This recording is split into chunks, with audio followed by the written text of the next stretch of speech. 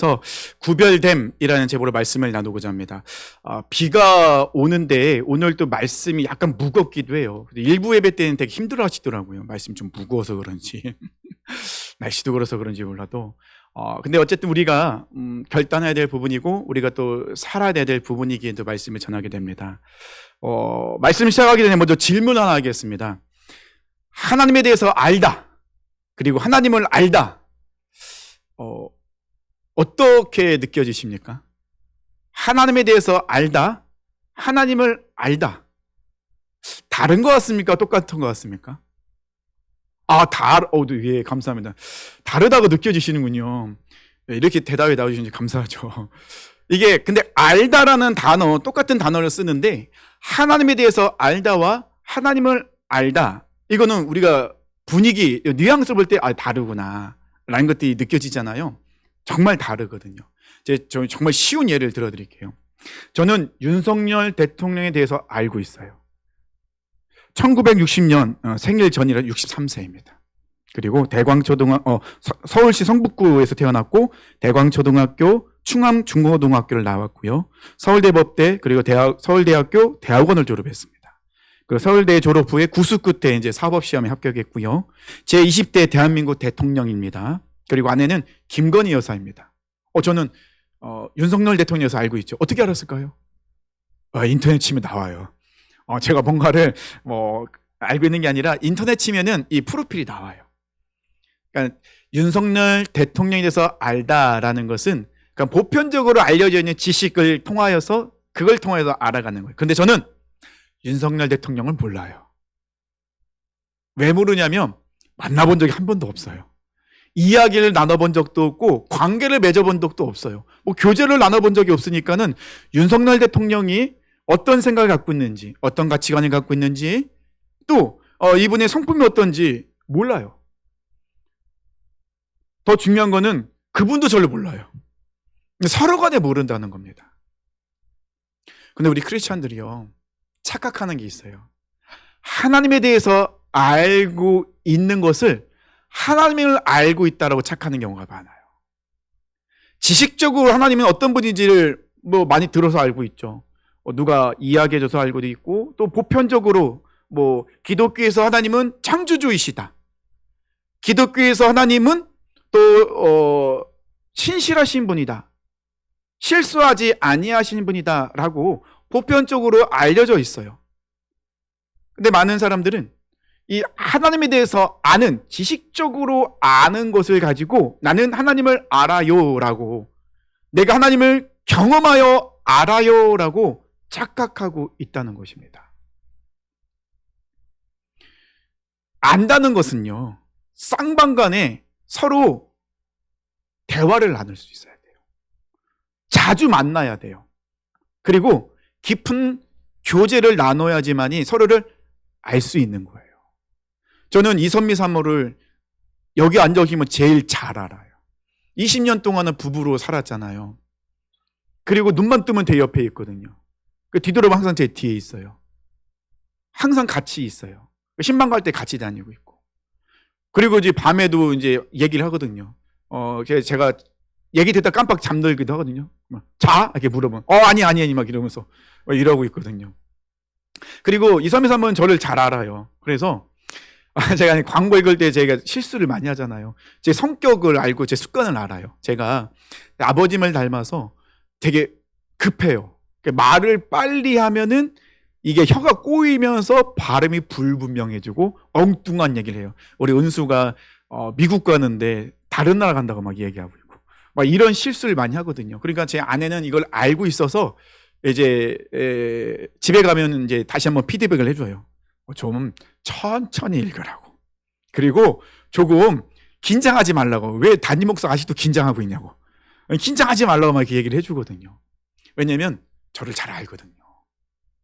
저를 지식적으로 표면적으로 알고 있는 것이 아니라 저희 모든 걸 다 알고 있어요. 저희 성격도 알고 있고 저희 약점도 알고 있고 장점도 알고 있고 저희 약점은 보충해 주려고 약점은 제가 잘 극복할 수 있도록 도와주고 장점은 더 극대화할 수 있도록 도와주고. 왜냐하면 저를 너무 잘 알고 있기 때문에. 우리 그리스도인들은요, 하나님을 경험하여 알아가는 자들이에요. 지식적으로 알아가는 사람들이 아니라는 것입니다. 하나님을 안다는 건 굉장히 복된 일이거든요. 하지만 하나님이 더 지식적으로 알고 있으면 나는 하나님을 알고 있다라고 착각하면서 그것이 마치 다 하나님을 아는 것처럼 많은 그리스도인들이 이렇게 살아가다 보니 너무 힘들고 또는 엉뚱하게 신앙생활할 때가 너무 많다는 것입니다. 이것이 굉장히 심각한 문제이기도 하네요. 지난번에 우리가 계속해서 우리 지난주 계속해서 말씀드리고 있는 것이 하나님 편에 서는 것에 대해서 이야기를 하고 있습니다. 그래서 관련돼서 지난주에는 하나님의 말씀은 하나님의 호흡으로서 우리가 그 말씀, 하나님의 호흡은 말씀을 통하여 우리가 회복되고 말씀을 읽고 묵상하고 암송함으로 인하여 우리가 이 세상 속에서 하나님 편에 설 수 있다라고 말씀드렸죠. 근데 우리가 말씀드린 대로 내가 하나님 편에 서려고 하는 것이 아니라 하나님을 내 편에 만들려는 그런 모습이 지식적으로 하나님을 알아가면서도 불구하고 착각하고 있는 모습과 똑같다는 거예요. 오늘 본문이 그 부분을 정확하게 이야기해 주고 있어요.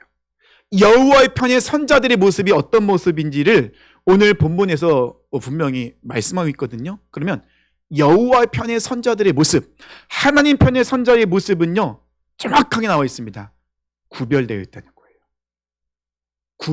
구별되는 건 뭐죠? 다르다는 거예요. 똑같이 같은 곳에 있지만 다르다는 겁니다. 이것이 여호와의 편의 선자들의 모습이에요. 아주 대표적으로 분명하게 드러나는 모습이라는 것이죠. 자, 본문으로 돌아가서요. 이스라엘 백성들은 애굽에서 400년 동안이나 노예로 살았습니다. 400년을 노예로 살았으면 얼마나 힘들었겠습니까? 그래도 이스라엘 백성들은요, 굉장히 강한 민족이라 그런지 몰라도 400년을 노예로 살지만 자신들이 섬기고 있는 신 여호와에 대한 부분과 문화와 언어를 잘 지키고 있었어요. 하지만 400년을 노예로 살다 보니 얼마나 힘들었겠습니까? 자기 자유가 없잖아요. 시키면 시킨 대로 해야 되잖아요. 늘 감시받아야 되고. 이런 어려움 속에서 하나님께 부르짖었죠. 그래서 하나님께서는 때가 되어서 모세를 부르셨습니다. 그리고 모세를 보내셨어요. 그리고 모세를 통해서 이스라엘 백성들을 애굽에서 탈출할 수 있도록 역사하셨습니다.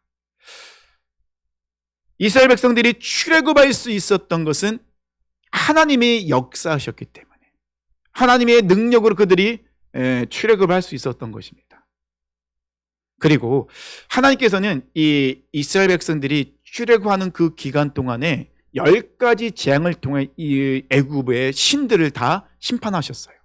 나일강부터 시작해서 마지막 장자의 죽음까지. 근데 이 장자의 죽음은 굉장히 중요한 의미가 있죠.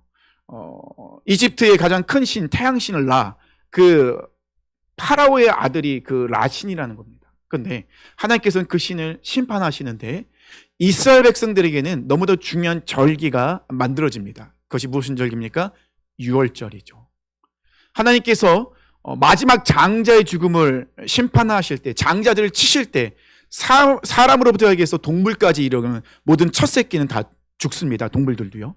그런데 하나님께서는 이스라엘 백성들에게 방법을 알려주십니다. 어떤 방법이죠?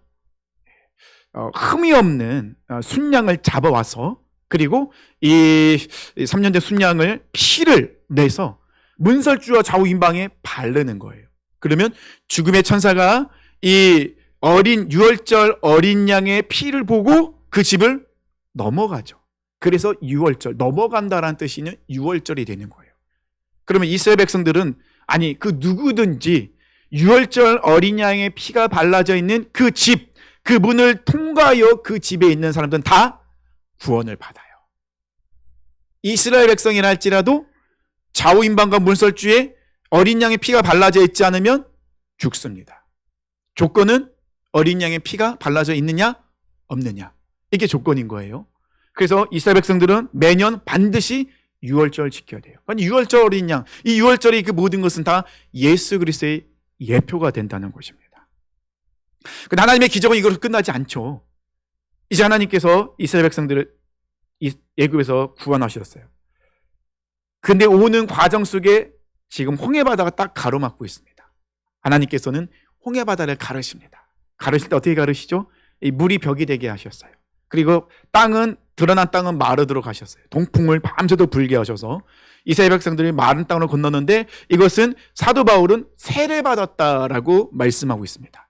200만 명이 되는 그 많은 사람들이 단번에 홍해 바다에 세례를 받았어요. 세례받는 건 뭐죠?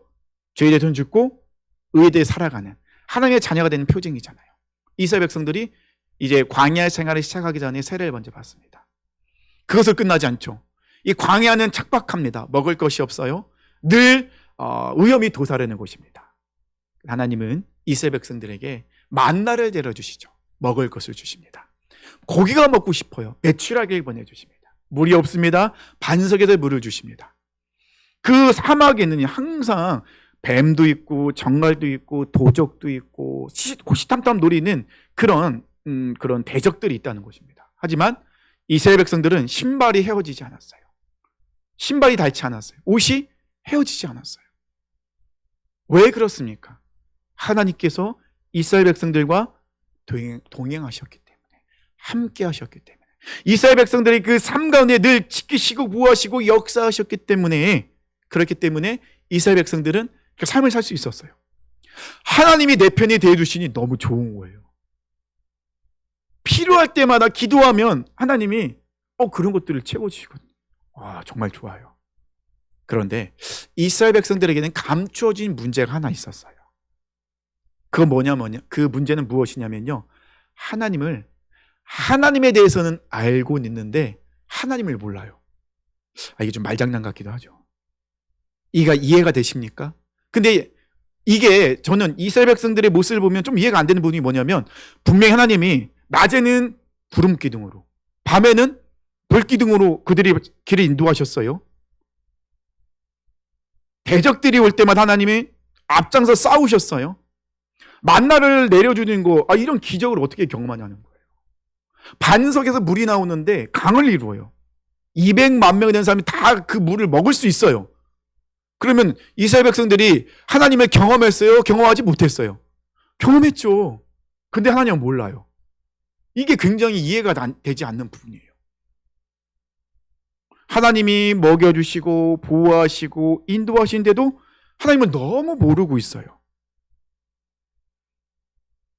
하나님이 내가 필요할 때 구하면 채워주세요. 그건 정말 좋아요. 그런데 이스라엘 백성들이 하나님께 가까이 가는 건 또 싫어해요. 적당한 거리를 두고 싶어해요. 가까이 하기엔 너무 먼 당신, 하나님이라는 거예요. 왜 가까이 하기 쉽지 않겠습니까? 가까이 가면 하나님 가슴 너무 간섭하시잖아요. 하라는 건 왜 이렇게 많은지 몰라요. 큐티해라, 성경책 읽어라, 기도해라, 제자 훈련 받아라, 성경 공부해라, 전도해라, 섬겨라, 물질을 흘려보내라. 하라는 게 너무 많아요. 하지 말라는 것도 왜 이렇게 많아요? 술 먹지 마라, 다른 사람 미워하지 마라, 욕하지 마라. 하지 말라는 것도 너무 많아요. 이스라엘 백성들이 멀찍이 떨어져서 하나님 볼 때는 좋아요. 필요할 때마다 도움을 받을 수 있으니까, 채워주시니까. 가까이 가려니까는 싫은 거예요. 너무 간섭받으니까. 그래서 이런 일들이 일어나는 거예요. 하나님에 대해서는 알고는 있지만, 하나님을 경험했지만 하나님은 몰라요. 하나님이 어떤 거를 원하시는지 알고 싶어 하지 않아요. 이것이 이스라엘 백성들의 모습이었다는 것입니다. 그냥 적당히 거리를 두고 있는 것이 좋다. 근데 이런 이스라엘 백성들의 이 모습이 결과적으로 외적으로 큰 빵하고 터지는, 문제가 생기는 사건이 오늘 금소가지 사건이에요. 하나님이 모세를 부르셨어요. 시내산으로. 그리고 40일 동안 물도 먹지 않고 음식도 먹지 않아요. 그리고 하나님은 모세를 부르셔서 하나님께서 이스라엘 백성들이 어떻게 살아가야 될지 율법과 규례와 이 모든 것을 알려주고 있어요. 그리고 정말 중요한 것은 뭐냐면요, 모세에게 내가 이스라엘 백성에게 직접 찾아가겠다. 내가 그들을 만나겠다. 만남의 장소가 어디입니까? 성막, 회막이라고 하죠. 만날 수 있는 곳. 하나님을 직접 만날 수 있는 곳. 하나님이 모세에게 말씀하시거든요. 내가 너희와 만나고 싶다. 그래서 내가 너희에게 내려갈 거야. 너희를 만나줄 거야. 그래서 너희는 성막을 만들어야 돼. 하나님은 지금 이스라엘 백성을 만나고 싶어서 이걸 준비하고 계신데, 근데 밑에 있는 이스라엘 백성들은 지금 뭘 하고 있습니까? 우리 오늘 본문 읽진 않았지만 32장 1절을 볼까요? 출애굽기 32장 1절입니다. 백성이 모세가 산에서 내려옴이 더딤을 보고 모여 백성이 아론에게 이르러 말하되, 일어나라, 우리를 위하여 우리를 인도할 신을 만들라. 이 모세 곧 우리를 애굽 땅에서 인도하여 낸 사람은 어찌 되었는지 알지 못함이니라. 이스라엘 백성들이 이제 슬슬 이제 불안해지기 시작합니다. 왜냐하면 가까이 있진 않지만 적당한 거리를 두고 하나님이 계실 때는 하나님이 내 편이니까 좋아요. 필요할 때마다 이제 기도하고 모세를 통해서 이제 막 어려운 것들을 해결받으니까 내가 하나님 직접 만나지 않아도 모세가 있으니까 괜찮은 거예요. 하나님 직접 만나지 않으니까 적당히 그냥 하는 척하면 살아갈 수 있어요. 괜찮아요. 근데 모세도 지금 하루, 이틀, 열흘, 20일이 됐는데도 내려오질 않는 거예요. 모세가 내려오지 않으면서 우리를 인도했던 그 하나님도 느껴지지가 않는 거예요. 그러다 보니 이스라엘 백성들이 슬슬 불안해지기 시작합니다. 그래서 아론에게 찾아가서 이야기합니다. 뭐라고 이야기합니까? 우리를 위하여, 우리를 인도할. 이게 이스라엘 백성들의 지금 문제인 거예요. 우리를 인도했던 모세가 어떻게 된지 모른다. 그 1절은 우리의 모습을 너무 적나라하게 드러내고 있죠. 우리가 지금 하나님과의 관계를 어떻게 맺고 있는지. 그 심각한 문제 첫 번째 뭡니까? 자신을 위해서 인도한 신을 만들라. 우리 하나님의 이름이 뭐죠? 하나님의 이름은 여호와입니다. 여호와는 스스로 있는 자예요. 하나님은 누가 만든 존재가 아니에요. 그런데 이 세상에 있는 모든 신은요, 사람이 만들었어요. 왜 만들었습니까? 필요에 따라서. 자기가 필요하니까. 농사를 짓기 위해서 비를 주관하는 바알, 풍요의 아사라, 다 인간이 만든 거예요. 자기 필요에 따라서. 근데 우리 하나님은요, 그 누구도 만든 분이 아니세요. 하나님은 스스로 계신 분이에요. 그 하나님이 우리를 만드셨죠. 근데 이스라엘 백성들은 뭐라고 했어요? 나를 위해서 나를 인도할 신을 만들라는 거예요. 이 이스라엘 백성들은요, 하나님을 하찮은 우상과 똑같이 취급하고 있었다는 거예요. 자기 필요에 따라서 하나님을 내 편으로 만들고 있었다는 거예요. 그래서 적당한 거리를 두고 있는 거예요. 그러니 하나님을 깊게 알아갈 수가 없죠. 아니, 하나님이 내 편이라면서 도대체 내가 필요한데 하나님은 어디가 있는 거야? 그래? 그러면 하나님이 아니라 진짜 우리를 지금 필요할 때 도와줄 신을 만들자. 아론에게 가서 신을 만들어 달라고 부탁을 하고 있어요. 자신의 편이 되어줄 신을 만들려는 그 이스라엘 백성들의 모습, 그 모습이 지금 너무 적나라하게 드러나고 있습니다. 두 번째 문제는 뭐냐면 삶의 주관자, 도움이 어디서 오는지를 몰라요.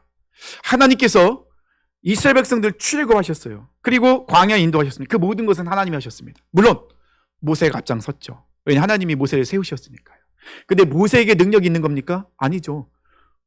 모세에게 능력이 있는 것이 아니라 모세조차도 하나님의 말씀에 순종할 때 하나님은 모세를 통하여 기적과 능력을 행하셨어요.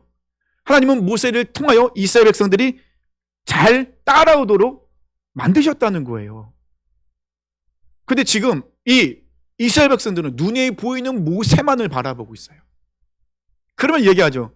당신이 하나님과 우리 사이 딱 중간에 서서 당신이 대신 우리를 대신해서 함께 나가라고. 두려워하는 마음도 있겠지만은 그게 편하기도 하거든요. 내가 직접 하나님 나가기보다는 다른 누군가를 통해 나가는 게 편해요. 그래야 내가 하고 싶은 걸 할 수 있거든요. 이스라엘 백성들이 이런 모습이 나타나 있다는 것입니다. 지금 이스라엘 백성의 가장 큰 문제는 하나님을 너무 모르고 있다는 거예요. 하나님을 깊게 경험하여 알아갈 수 있는 그 상황 속에서도 자기를 위해서, 자기가 편하고자 하나님 앞에 깊게 나가지 않아요. 우리는 하나님께 나가야 돼요. 내 스스로가. 하나님을 벌써 기다리고 계시다는 거예요. 이 예배 시간요, 하나님이 먼저 와서 기다리고 계신 시간이에요. 하나님과 약속이잖아요. 하나님은 먼저 와서 기다리고 있는데 우리는 이 예배 시간을 소중하게 생각하지 않을 때가 너무 많다는 겁니다. 적당한 거리를 두려는 그런 모습이 우리로 하여금 하나님께 가까이 나가지 못하도록 만드는 것 중에 가장 큰 문제라는 것입니다. 결국 아론은 이스라엘 백성들에게 금송아지를 만들어줍니다. 왜냐하면 이 아론이 너무 밉다고 표현하면 안 되는데 너무해요, 아론이. 왜냐하면 아론은요, 모세를 대신해서 지금 이스라엘의 지도자로 세워졌잖아요. 대신해서. 그러면 아론은요, 이스라엘 백성들이 왔을 때 어떻게 해야 돼요? 안 돼라고 얘기해야죠. 너희들은 이 세상과 구별된 사람들이잖아. 너희들은 우상 숭배자와 구별된 사람들이잖아. 너희들은 세상의 가치관을 살아가는 사람이 아니라 하나님의 말씀의 가치관으로 살아가는 사람들이잖아. 그러면 안 돼. 이렇게 이야기해야 되는데 아론은 너무 쉽게 받아들여져요. 이 아론의 모습 속에서는 구별됨의 모습이 보이지 않아요. 그러면 이 아론의 모습을 우리에게 대입시켜 보면요, 교회를 아무리 많이 다녀도 하나님에 대해서는 알지만 하나님 깊게 경험하여 알지 못하는 사람들이 정말 많다는 거예요. 더 심각한 문제는요, 리더가 그렇다면, 리더가 하나님을 경험하여 알아가지 못하고 있는 리더가 세워졌다면 그 공동체에 미치는 영향은 너무 무섭다는 겁니다. 결국 아론은 어떻게 됩니까?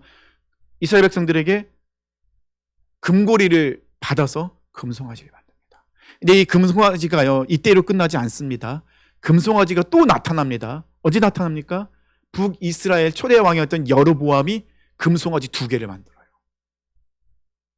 그리고 이 금송아지, 이 여로보암의 이 죄는 북이스라엘로 하여금 계속해서 하나님을 대적하게 만드는 죄의 올가미가 되더라는 겁니다. 적당히 타협하면서 나갔던 그 모습이 결국은 죄의 올가미가 되어서 사람들로 하여금 죄에서 떠나지 못하게 만드는, 계속해서 죄의 유혹에 넘어지게 만드는 무서운 모습으로 나가더라는 것입니다. 자, 이스라엘 모습이 어떤 모습입니까? 8절입니다. 그들이 내가 그들에게 명령한 길을 속히 떠나 자기를 위하여 송아지를 부어 만들고 그것을 예배하며 그것에 제물을 드리며 말하기를 이스라엘아, 이는 너희를 애굽 땅에서 인도하여 낸 너희 신이라 하였도다. 정말 무서워요. 왜, 뭐가 무서운지 아세요? 송아지에게 예배하고 제물을 드리고 있어요. 그럼 이스라엘 백성들이 송아지에게 예배와 제사를 왜 드리고, 제물을 왜 드리고 있을까요? 어떻게 알았을까요? 하나님을 섬길 때 그렇게 했거든요. 하나님이 좋아하는지 무엇인지를 알고 있어요. 제가 말했잖아요. 하나님에 대해서 알고 있으니까. 하나님이 무엇을 원하시니 좋아하는지 알고 있어요. 예배를 드리고 제물을 드리면 하나님을 만났던 그런 경험들이 있어요. 근데 이들은 이 예배와 제사의 제물의 의미가 무엇인지 몰라요. 그냥 하나님과 했던 거예요. 예배 자리에 나왔지만 하나님을 경험하지 못하고 있었다는 거예요. 그러니까는 하나님을 예배했던 것처럼 우상도 똑같이 예배하고 제물을 드리고 있다는 거예요. 이렇게 하니까는 하나님이 내 편이 되어주셔서 내 필요한 것들을 채워주시더라. 그래, 그럼 우상에도 이렇게 해보자. 그러면 내가 필요한 것을 얻을 수 있지 않을까? 왜요?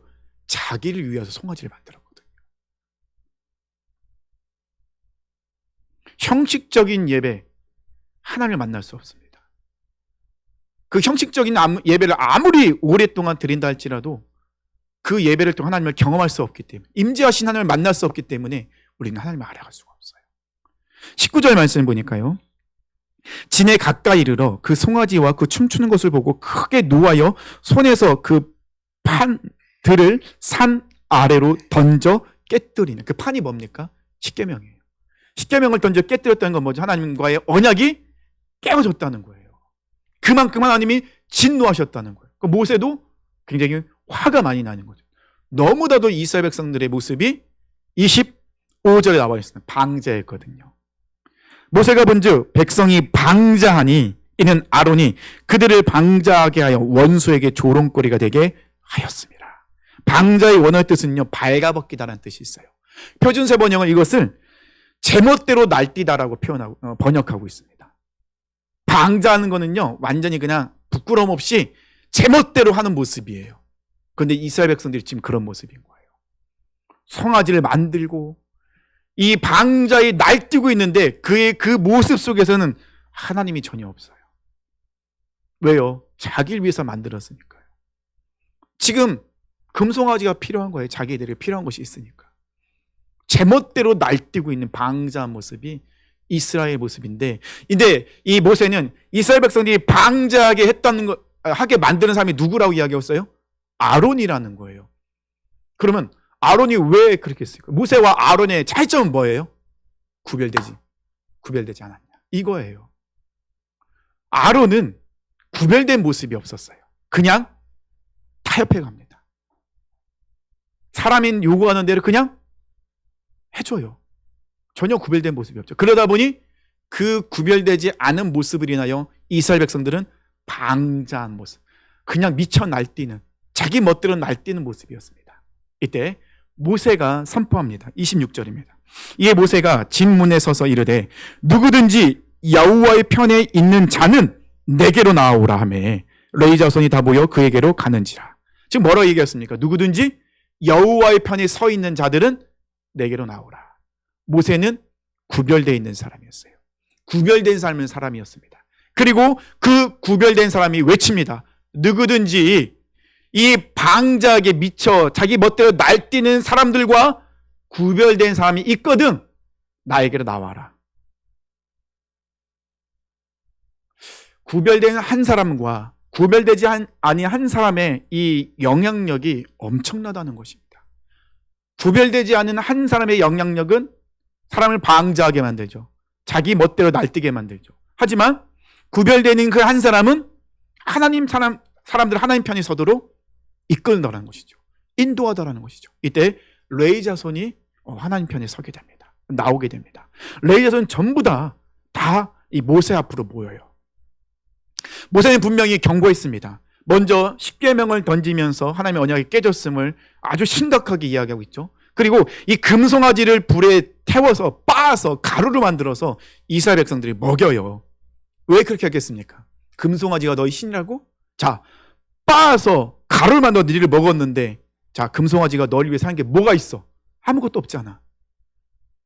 이 모세는 이런 것들을 통하여서 이스라엘 백성들로 하여금 어떻게 해요? 방자함에서 돌이키라고 이야기하고 있죠. 그런데 돌이키질 않아요. 여전히 자기 멋대로 날뛰고 있어요.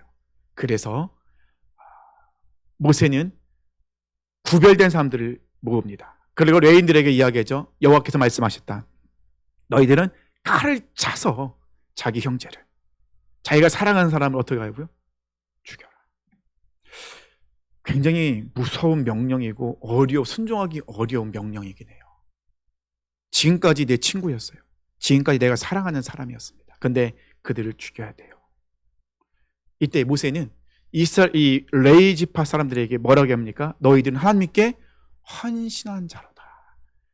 칼을 찼기 때문에 헌신한 것이 아니라 그들이 미쳐 날뛰는, 자기 멋대로 날뛰는 방자한 이스라엘 백성들과 구별되어 있는 모습, 그들과 섞이지 않고 그들의 그런 모습 속에서도 동조하지 않고 여전히 버티어 서 있던 그들의 모습을 보며 이야기합니다. 너희들은 하나님께 헌신한 자로다. 3,000명이 죽었어요. 우리가 생각할 때는, 우리 편에 생각할 때는 하나님 그러실 필요 있겠어요? 왜 그렇게까지 죽여야만 됩니까? 왜 레인들이 그렇게만 죽여야 됩니까? 그런데 하나님은 그들을 3,000명을 죽임으로 인하여 이스라엘 백성들은 구원을 얻을 수 있는 기회를 얻게 돼요.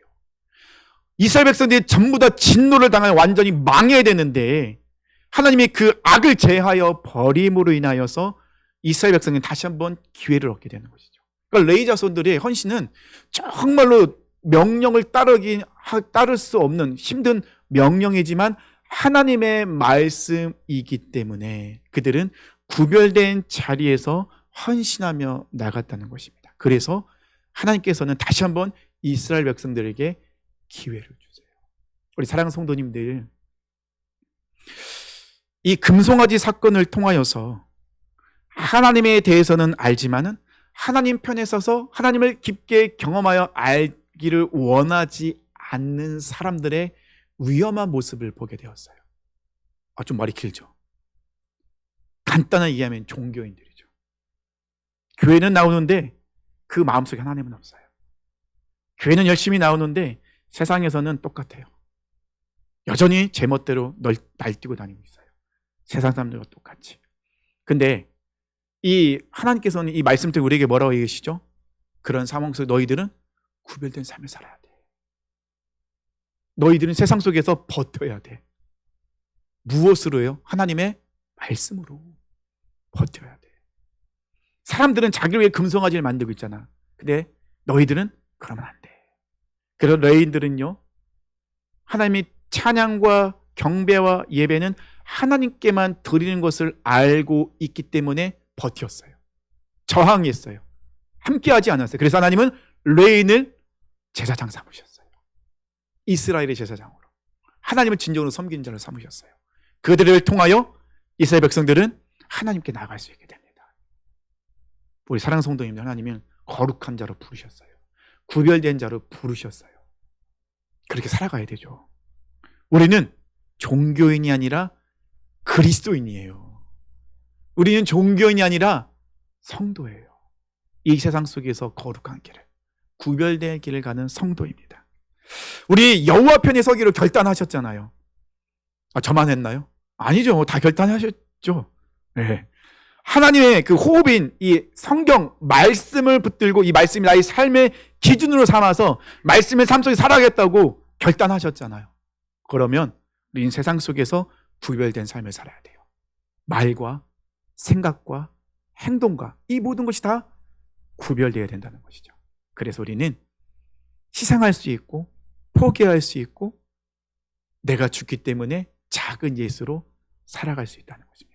우리 사랑하는 성도님들, 언제든지 망설이지 말고 구별된 자이기 때문에 하나님께 부르실 때마다 구별된 자 나에게 와라 하나님 명령하실 때, 부르실 때 아멘 하면서 망설이지 않고 하나님께 늘 가길 원합니다. 우리를 통하여 하나님은 역사하십니다. 우리 삶의 작은, 우리 다 같이 일어나셔서 삶의 작은 일이라도라는 찬양이 있습니다. 이 가사 잘 모르실 수도 있겠지만은 이 가사가